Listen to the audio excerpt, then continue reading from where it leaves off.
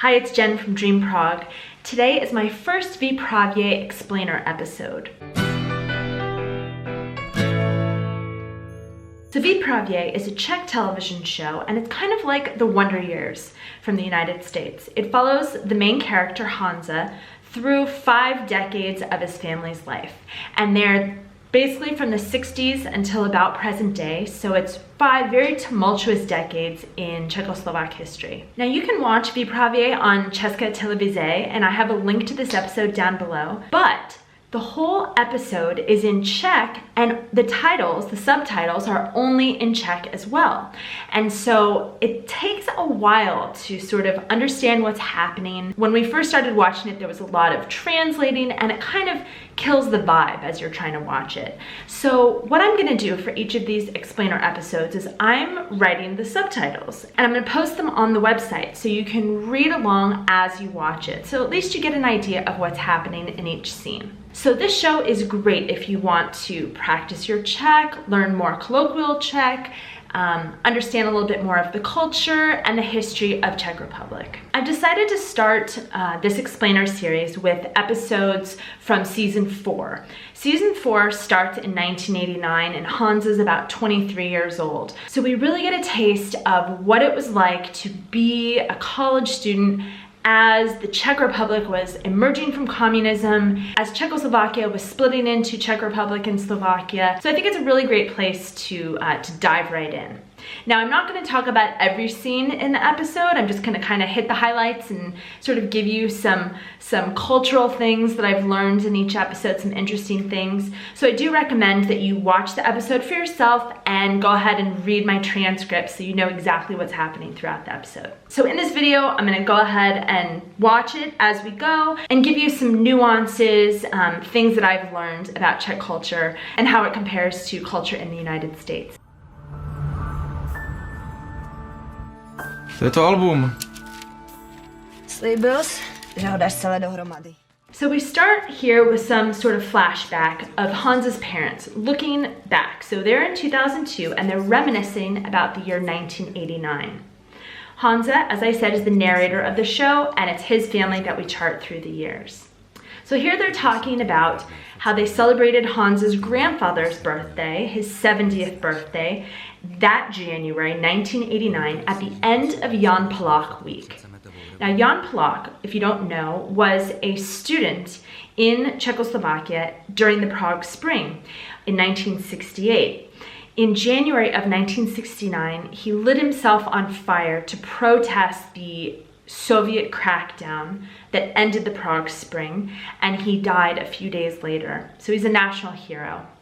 And if you're in front of the National Museum, at the top of Wenceslas Square, you can see the memorial dedicated to Jan Palach. So 20 years later, after Jan Palach died, in 1989, when this episode takes place, there was a scheduled commemoration of his death on Wenceslas Square. And there was a brutal police crackdown. Now, all of this actually happened. And this is where we start to see a chain of events that lead that year to the eventual fall of communism in the Czech Republic. So this is a really good place to jump in. And here's 23-year-old Honza, our protagonist, and his girlfriend Lucka getting swept up in the arrests. So let me jump in here. Honza is not only sort of the Kevin Arnold character, like in the Wonder Years, who is the main character that looks back on the events of his life. He's also kind of like a Forrest Gump, especially in this season, because he's right in the heart of everything that happens, and they show sort of real footage from the protest, real footage from various events that happened, and then they show Honza being right in the middle of those events, much like in Forrest Gump. So we get a really hands-on look of what it was like to be 23 in Czechoslovakia at the fall of communism. Okay, so the protesters were sprayed with water cannons in Prague in January, which is obviously sort of torture, very, very cold. Oh, and coincidentally, both of their fathers happened to be on the square at that time. They weren't taking part in the protest. They were good law-abiding citizens. It's the kids that were protesting. But they were there and they witnessed their kids getting arrested. Lucka's dad, Yarda, in all of the chaos, has a heart attack as the kids are put into vans and taken away. So meanwhile, word is getting out on Radio Free Europe that this was the most brutal crackdown yet. And no one knows where Honza and Lucka were taken and when they'll be released. Another important attendee to the protests and a main character of this show is Tonda. Tonda is Honza's uncle by marriage. He and Honza's father were best friends at university, and Tonda has been a dissident throughout the decades. He spent some considerable time in jail for dissident activity, and he knows that being arrested is not a game. And here he is with his nephew and his nephew's girlfriend in a van going to jail. So he coaches them how to lie and how to deny that they were at the protest. They don't know where they are, and they're forced to wait all night to be interrogated. And obviously Lucka and Honza are really scared because it's the first time they've ever faced consequences for their dissident activity. They get interrogated separately and they lie to the cops, basically saying they were just happenstance on Wenceslas Square, they were coming home from school or something like that. They make up something. Eventually they're released in some village and they happen to find a train station and they hop on a train back to Prague to go home.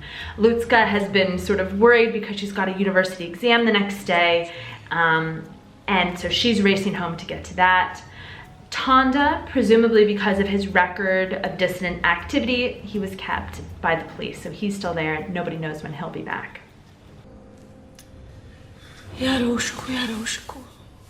So here we have Yarda. Yarda is Lucka's dad, and he's in the hospital after this heart attack that he had. And his girlfriend Martina is there, taking care of him, and his parents arrive. And his parents are pieces of work. So let's backtrack a little bit. Communism was supposed to be a leveling of the economic playing field. There weren't supposed to be sort of very well off and very badly off. But if you were in the party, the only political party, the Communist Party, there were certain perks and privileges and access that you had that other people didn't. And Yarda and his family sort of represent that in this show. His mother obviously is a bit hoity-toity. She kind of doesn't acknowledge Martina, pushes her out of the way. And when his father arrives, he's pissed because he knows that this heart attack happened at the square and he thinks his son was somehow involved in the protesting and he doesn't want anyone to find out. So he even gives the doctor an uplatek, a bribe. He sort of slips him some cash and he sort of says, like, if you need anything, call me, but I don't want anyone to know where he was, because presumably that could be bad if the party finds out that his son, Yarda, was somehow involved in protesting. So in this scene, Scarlett, Yarda's mom, brings some food that the housekeeper prepared. A side note about this sort of bento box. I've never seen anyone have this sort of cylindrical bento box until the Czech Republic, and I still see them on the street, people carrying them. It seemed a little odd to me that they would bring food to the hospital, but then a Czech friend told me that during communist times, or just in the olden days, families were responsible for bringing food to the hospital. So if your family member was in the hospital, they were relying on you to bring them food. The hospital didn't provide that. So then I was thinking about a friend of mine who had to unexpectedly stay in the hospital for 10 days, and she would ask me to bring her some clothes, some fresh underwear, things like that. And I asked her about the food and she said, oh, it's terrible. It's like white slices of bread and applesauce. And I didn't really think that, oh, I should be bringing her food. I didn't know that this was something you could do. Although hospital food is always bad, so why couldn't you always bring food? If you ever have a friend in a Czech hospital, just order some dame jídlo or order them some food to the hospital. Postříkali takovým tím vodním dělem. Okay, so in this scene, we have Jana, who is Honza's grandmother, and she's at work. And we've never been exactly sure what this office does. There's a lot of typing and gossiping and people falling inexplicably in love with the boss. So in this scene, the boss introduces a new young employee who is a computer programmer. And one of the employees, Iveta, who's also very young, feels a little threatened because she doesn't know how to use a computer, and why should she? Everybody's just been using typewriters. After all, this is 1989. People really don't know how to use computers. This was not only a problem in Czechoslovakia, but also all around the world, that people were forced to learn the new technology very rapidly or they risked losing their jobs. So the boss seats the new girl at an empty desk, and Iveta protests because she says it's not empty. It belongs to Vera, who's one of their colleagues, who's simply in Vienna. And the boss and Jana kind of come over and they say, oh, right, Vera's in Vienna. Oh, but she's sick. We forgot to tell you, she's sick. So this new woman can sit here. And Iveta's kind of like, that's strange. So it's a little suspicious, but it becomes important later in the episode. Konečně. Lucko, ahoj. Čau. Jsi v pořádku? So when Lucka and Honza get back to their flat, Lucka's mom is there and she's been incredibly worried about Lucka being arrested. And Lucka is just like, out of my way, I need to go to school, I have to take an exam. And her mother's like, are you crazy? Your father's had a heart attack, you're running out to take an exam. And Lucka says, yeah, if I don't take this exam, I'm gonna have to repeat the whole year next year. So she goes off to the university and takes the exam. So a side note about Czech university exams.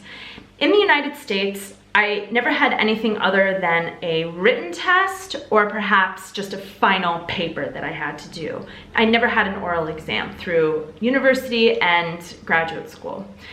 When I came to Czech Republic, I went to Charles University School of Law for a master's degree, and all of the exams were oral exams.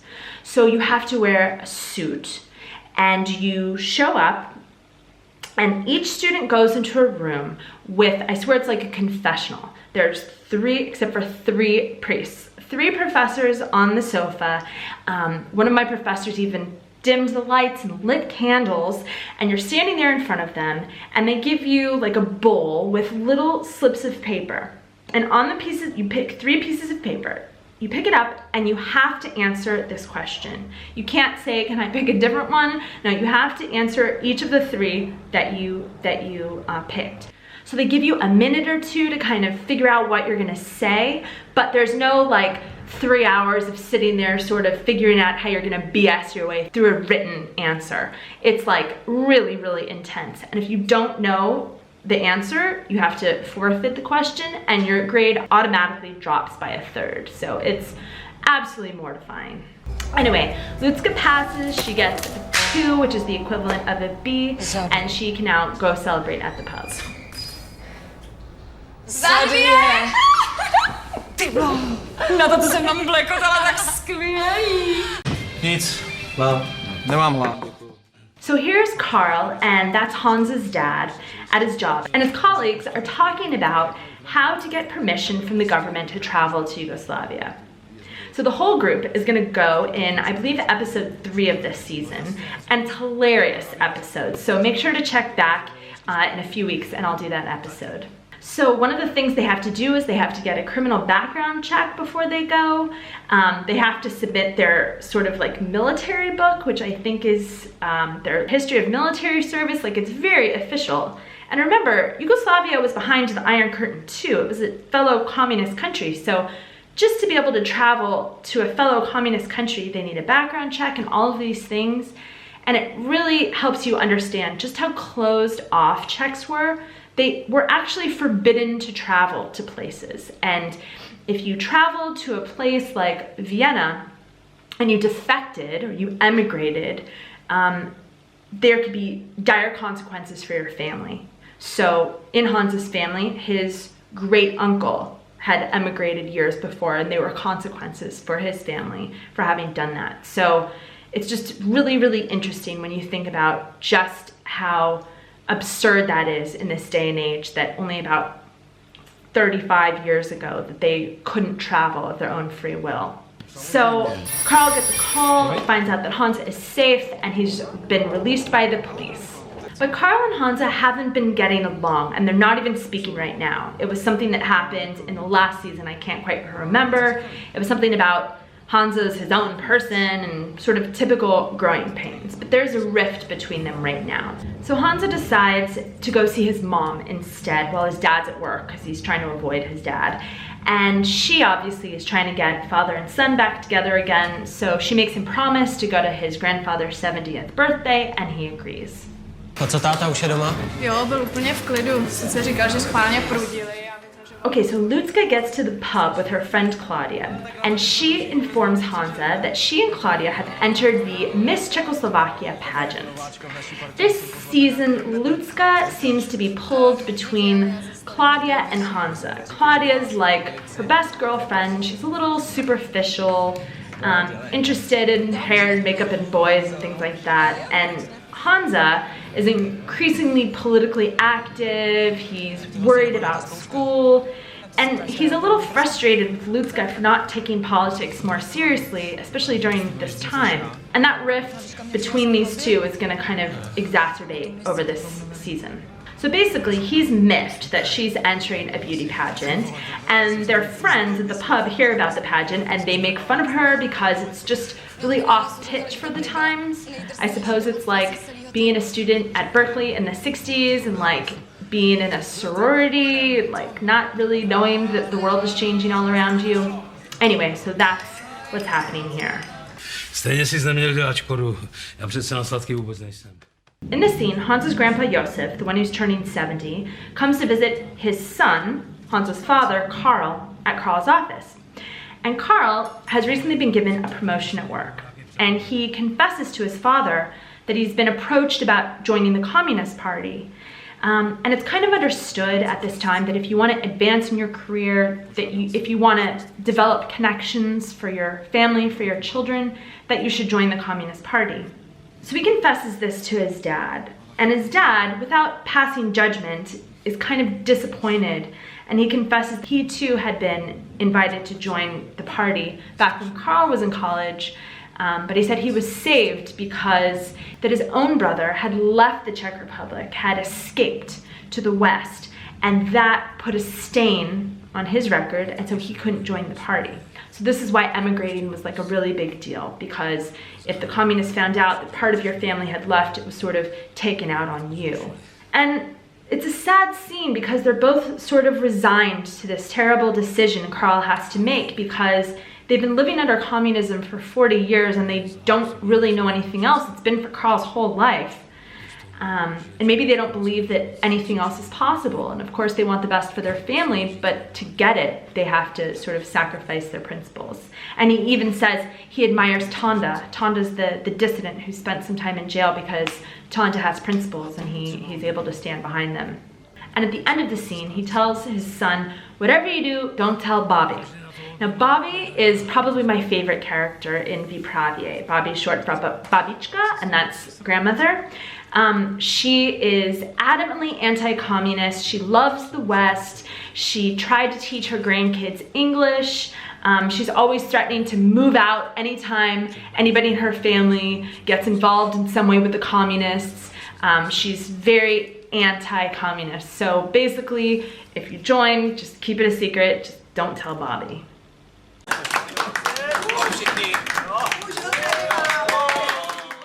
Finally, everyone comes together to celebrate Josef's 70th birthday, and Honza and his dad get a chance to reunite and basically make up. Tonda has been released, but he's got beef with Karl too. I'm not sure why, but we'll get more into that in the next episode. Na běžkách. Jo, Věra. Věra, ano. Ta emigrovala.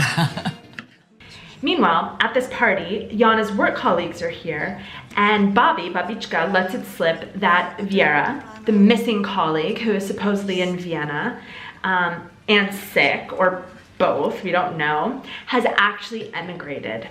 But the boss and Jana had been keeping it from Vera because it would have been detrimental to Vera's relatives, etc., if the communists knew that she had defected. Iveta is upset. This is her good friend, and her boss is also her boyfriend, even though there's the April-December thing happening there.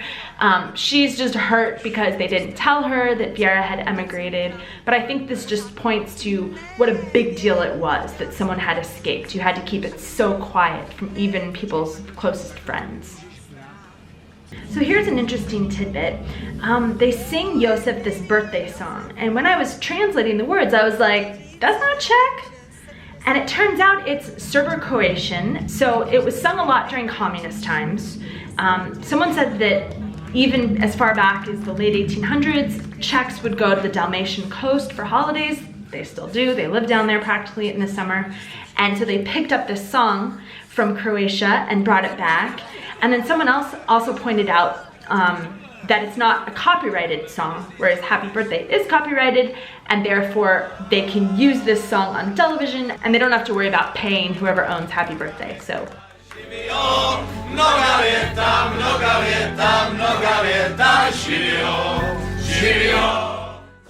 Not sure which is the real reason, but not a Czech Happy Birthday song, and yet they sing it. At the very end of every episode of Vyprávěj, there are newsreels from that time that are relevant to the episode that we watched. And they kind of tie together the themes of the episode. So in this one, they've got clips from State TV about how the people were celebrating the anniversary of Victorious February 1948. That is the date when the communists came into power after World War II. So not a happy time now, but at that time it was celebrated by the state because this was the birth of communism in their country. So you've got this clashing of people who like communism celebrating it, and then you have probably a little bit of propaganda since it's on State TV, and then you've got the university students who are actively fighting against it. Na Martinku čekalo v nemocnici překvapení. Děkuju. Meanwhile, Yarda decides to propose to Martina in the hospital, and she accepts, and is shortly thereafter visited by her new future mother-in-law, Scarlett, who treats her exactly how you would expect a TV mother-in-law to treat a future daughter-in-law.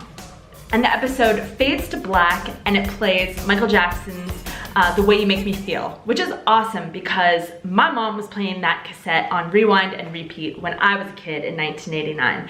So it kind of makes you think, oh, this wasn't happening in a totally different time. It was happening while I was alive, and it kind of makes you see like where you were at the same time that this was happening. It really wasn't that long time ago. And this season's great because it brings in a lot of music from the late 80s and early 90s, and it kind of the same music that we were listening to. And it's also interesting to see how the Czechs were listening to music from the US and the UK back then too, even in a communist country. There are so many good episodes in this season, and I hope that you'll come back for more of these explainer episodes.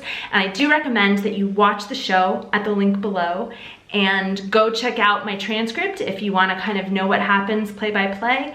And if I've gotten something wrong, or if you're Czech and you have more insights to give me, please put it in the comments below. I'd love to learn more from you. If you're interested in seeing more about Vyprávěj or learning more about my experiences living in the Czech Republic, click subscribe and click the bell to get notified every time I make a new video. Tak čau, ahoj, příští týden.